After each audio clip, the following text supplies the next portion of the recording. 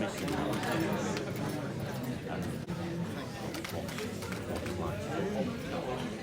patience, and welcome to the second session this afternoon. Obviously we've got Sir Keir Starmer here with us, and we've got our two local MPs, Debbie Abrams and Jim McMahon. We are a week away from polling day, probably the most significant general election that we have had in my lifetime. For me, what the general election is about is the type of society we want. Do we want a society where 1 in 2 children in partnership is living in poverty?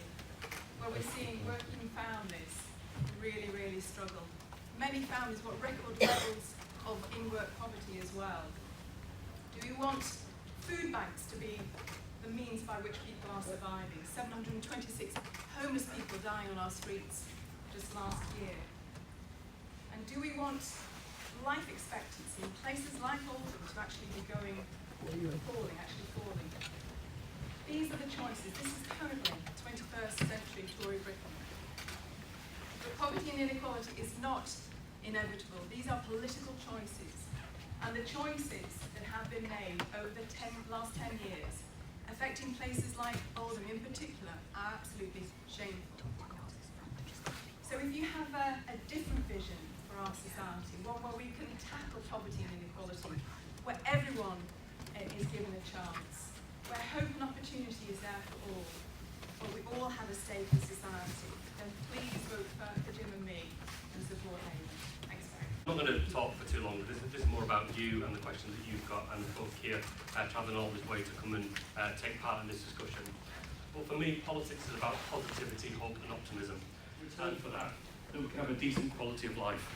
And frankly, there are too many people in the town that I love that are working 2 to 3 jobs but barely able to put food on the table for their family. My son Jack is the same age as many of you in this room, is 17 and is doing his apprentice. I want him to thrive, and I want every person in this room to thrive. But more than that, when you do thrive, because I know you will, because I believe in you, I want you to know that your future lies here in Oldham. And to do that, we've got to repair the foundation of our community, on public services, on the economy, and what it means to be Oldhamers who care about our community and see our future here too. That can't be another 10 years of what we've had. There's got to be a different settlement. And that, just rely on hope, optimism, but also talking to your friends and family about the importance of voting a week today. So I'll leave it at that because I want to hear your questions, but this is such an important time in our politics. I've come here a number of times because I'm fascinated by Oldham and by you and your community, and I really, really want to hear about you. So the first thing is to say how fantastic it is to see you all.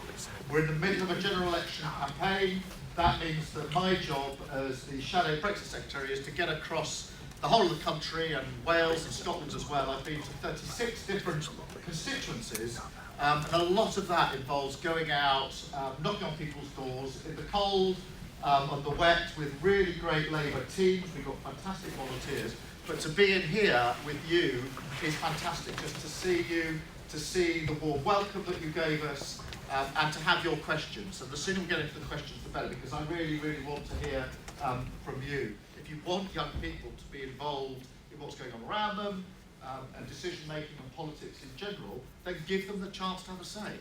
And so we really want to make sure that we can honour that pledge and make sure that from the age of 16, from the age of 17, people can actually vote rather than having to wait until later on.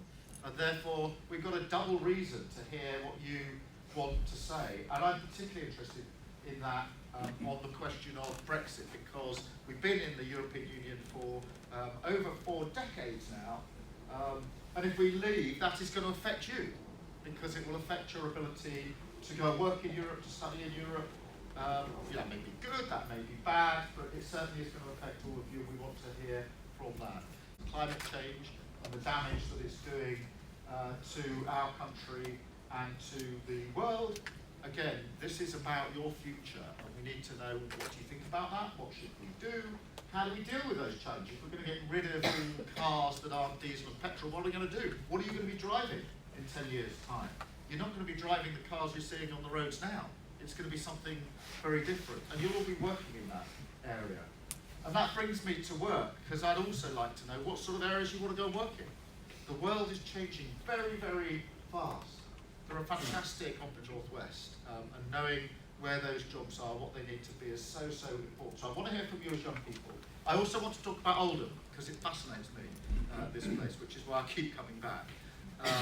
To know what are your aspirations, what are your hopes for your town, what do you want to see changed?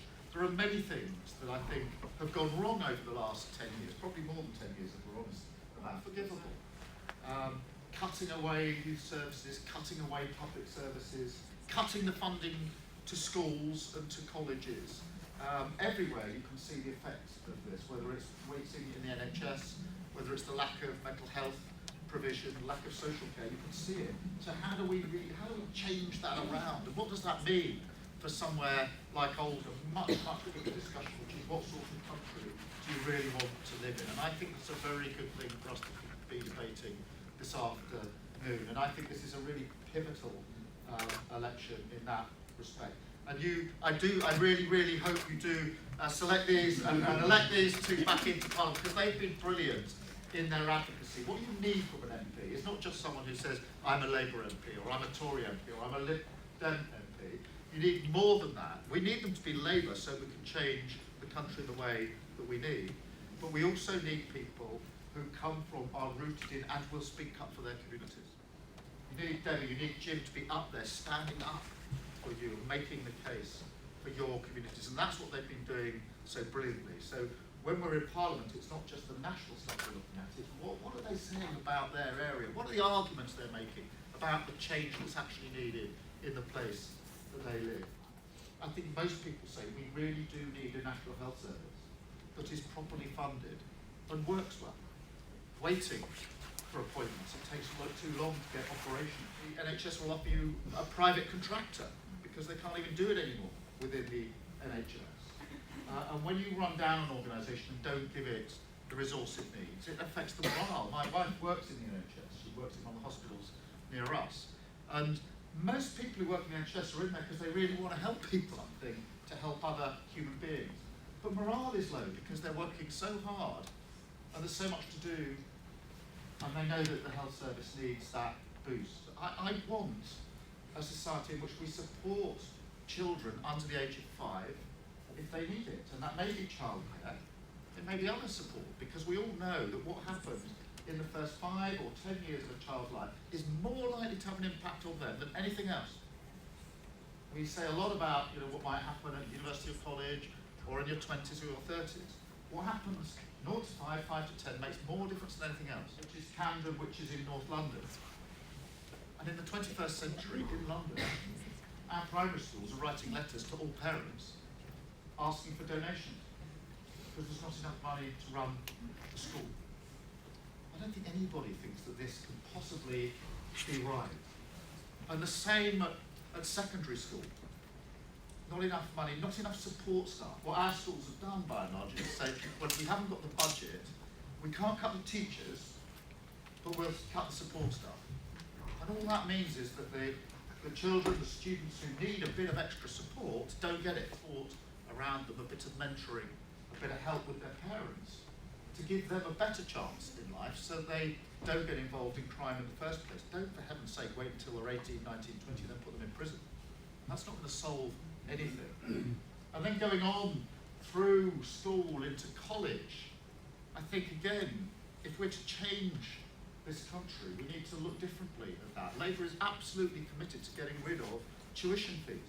Individual child to educate them, it's not for the benefit of the rest of us. That's nonsense. When people are able to go on to further education, which I hope many of you will do, that's a benefit to all of us. We should encourage that because it helps you if you go on to further education, and it helps us.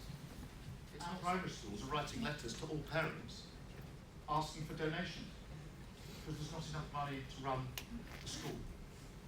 I don't think anybody thinks that this can possibly be right. And that then leads those children not to have the same chances that other people have, and to fall off the wagon, to fall off and to start to get involved in things they shouldn't get involved in.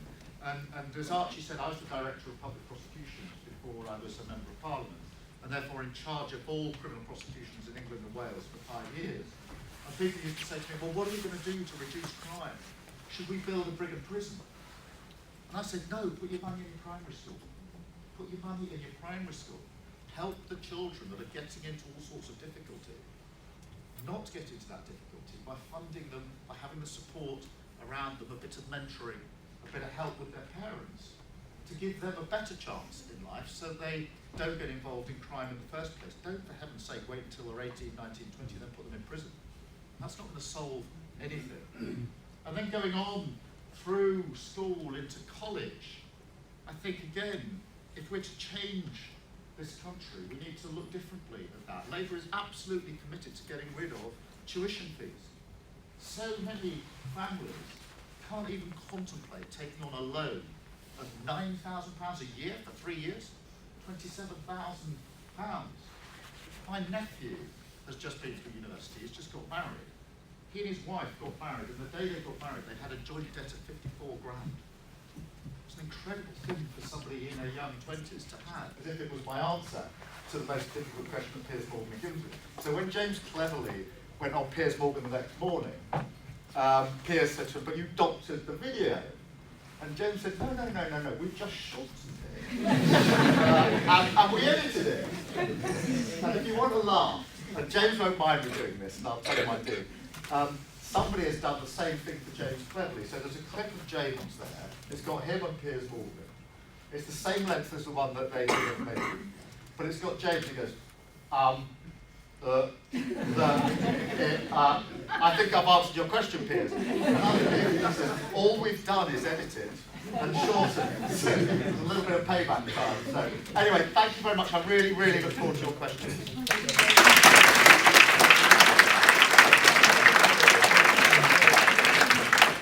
In your manifesto, you promised to spend quite a bit of money on the NHS, and I was just wondering where this money would be targeted. From or where it's going to go? Where you're going to focus it on within the NHS. Your government ensure LGBT plus inclusivity lessons are delivered in primary schools, which is something that's been controversial. Okay, and a third question, Tom Roberts. I was just going to ask, how are the promises made in the manifesto, how are they going to be funded, and how sustainable are they? On the manifesto and the NHS, where's Poppy gone? Sorry, Poppy. I mean, money needs to go into all parts of the NHS, but I think just putting money back in isn't going to solve this. We've also got to change the way the NHS works. It's got to be linked up to social care and to mental health. There's a massive crossover between mental health issues and physical health issues. But my most direct answer would be put it into prevention, if you possibly can, to make this good. In my constituency, which I say is Camden, the life expectancy difference between the poorer parts of Camden and the richer parts of Camden is 10 years. Now, if I was an MP, if you said to me, where are you going to find a 10-year life expectancy difference? I would have said probably over a continent, but not over, it's actually 2 miles. And that is to do with prevention and the way that people view their health service. So I put it in there. LGBT, how to deliver in primary schools. Just be honest. Where did this one come from? Yeah, please. Honesty. I think not teaching LGBT is dishonest. If you're going to teach young people about relationships, be honest about what those relationships are. I don't think it's that complicated. And I don't think it's that freaky for young kids. I've got an 8-year-old girl and an 11-year-old boy, so I could try this out. I know what they think. They're well aware of these issues. They are curious about them. It doesn't spook them out. It doesn't do anything other than give them a broader sense of what life is really about. So I would say just be honest about it. If you're going to teach relationships, teach them in an honest way and tell them about all the relationships that are out there, some of which they might be in, some of which they might not be in. If you don't do that, you're not just not telling people about other relationships, you're actually being dishonest because you're kind of pretending they don't exist. And I just think that's fundamentally wrong. Robert, on the funding of the manifesto, the first thing to say is we've got what we call the grey book, which I've got in my bag, which is in a boot, I think, outside, which is the costings of the manifesto. But broadly speaking, the idea behind our manifesto is that the additional funding should come from those that have more money, whether it's earned more money or more money generally in life, with roughly a 95% split. So the top 5% should spend more. Now I know that feels uncomfortable if you're in the top 5%, but at the end of the day, if you need to pool money to pay for things, you've got to decide how you're going to do that. And I think most people think that it is right to take more from those that have got more money than it is from those that don't have the money in the first place, as a general principle. The final thing I'd say on that is this, and this is a big point, so just bear with me. We had a financial crash in 2008, and that was terrible for the country, there's no doubt about that. After the crash, there were two big arguments about what you do. Gordon Brown, then the Prime Minister, said, I know it's been a crash, but you've got to invest because you've got to make your economy strong. If your economy is strong, it can produce money and you can pay it back. That was his big idea. You've got, sounds counterintuitive, not what you'd think you'd do. You've got to invest, get your economy back up, make it big, make it succeed, and the money will flow from that. And everyone said, nah, the best thing to do is just cut everything. And that was David Cameron. He said the answer to this is cut, strip it all down, strip it bare. Take the money out of the system. And we now have the evidence as to which of those was right, because after 10 years of taking the money out of the system, we're in a really bad place. So the Labour Party manifesto is, who do you tax, where do you take more money from? But it's more than that, it's a big idea about investing, to say in the end, if you don't grow your economy, you're never going to make the money to make any of this work, and you've got to be brave about that and do big things. And if Gordon Brown had been listened to in that period, we would genuinely have been in a different place, in my view. And Poppy, I think what you said, absolutely right. Totally agree with what Keir has said about that, but also around the NHS formulae. So how we decide which areas are going to get more. When we were in power, and one of the reasons that we were able to make such massive gains around improving life expectancy, for example, our formula in terms of how spending was allocated depended on deprivation.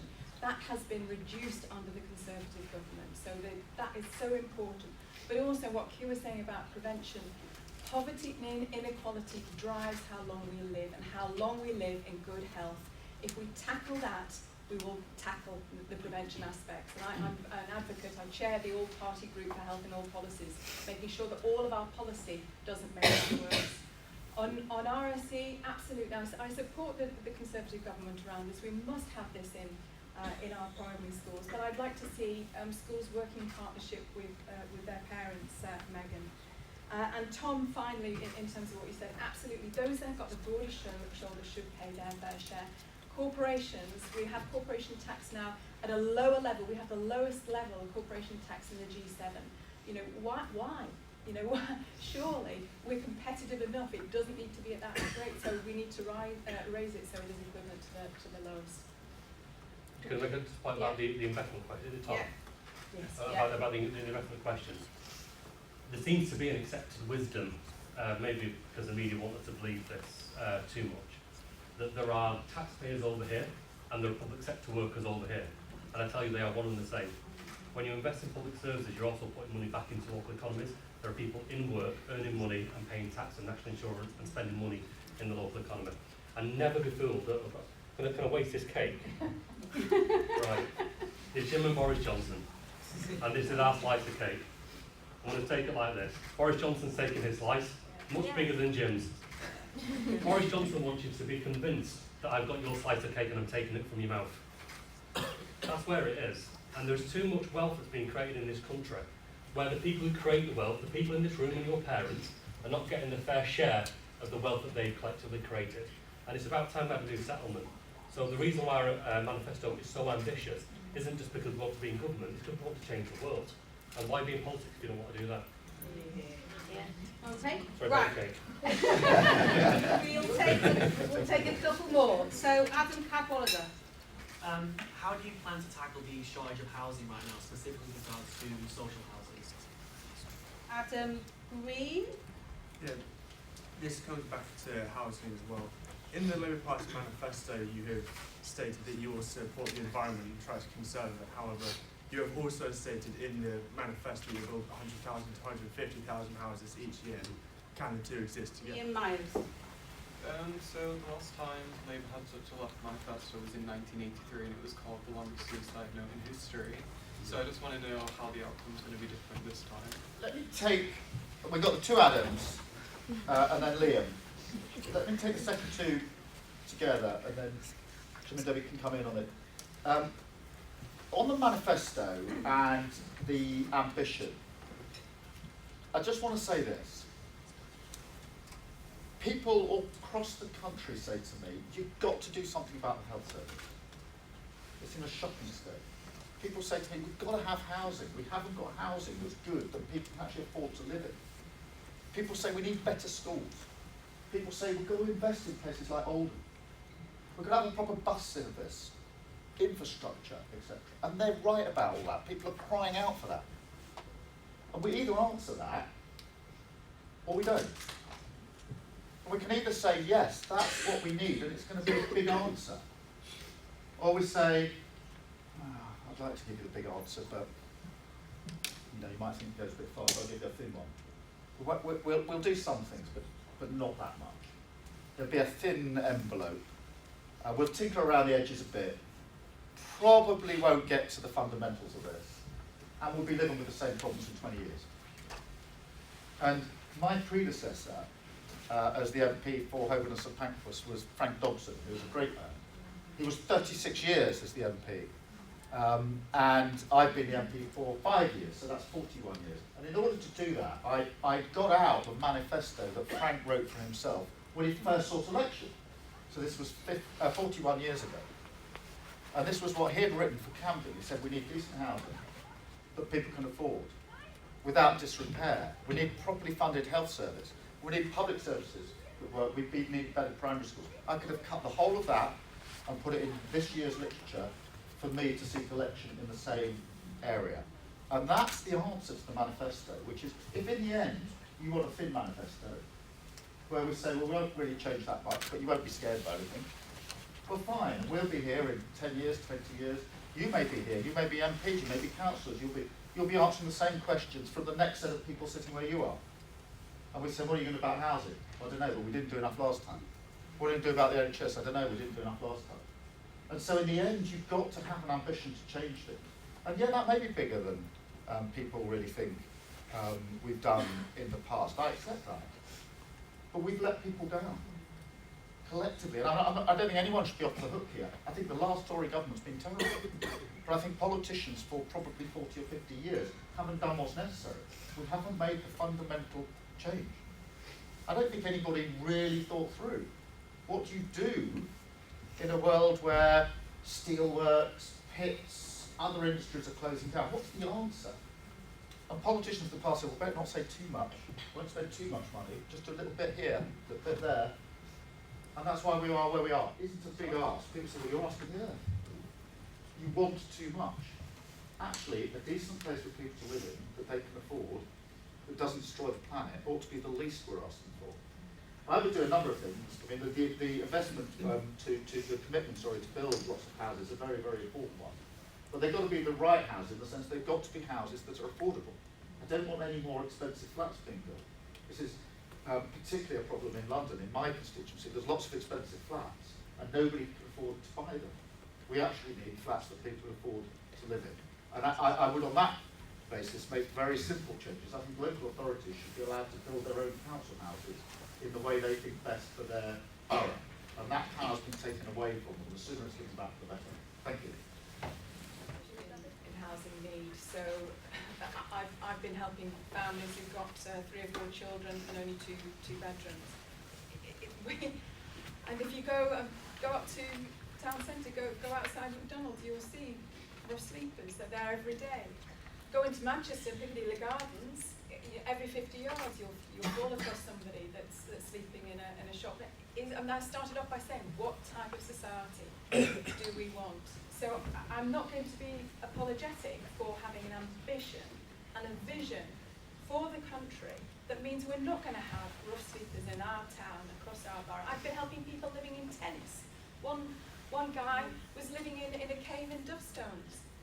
This can't be right. We're the 5th richest country in the world. And as I say, I'm not apologetic for having a vision that says that's not right. It's not right. I think we're a bit in danger of believing that all of this will be new money, and there will be new money because we need new investment. But actually, quite a lot of this is just using the money that's already been spent well.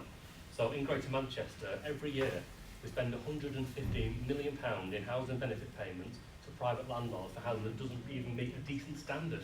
You know, where it's damp, where it's unsafe, where people have no choice but to be the tenant in that house, because what's the alternative to have no house at all? It would be cheaper for us to use that same money to build decent social housing for those people to live in.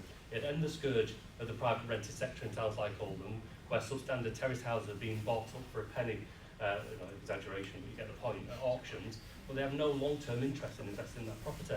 We can use that money in a much better way, and that's just one example.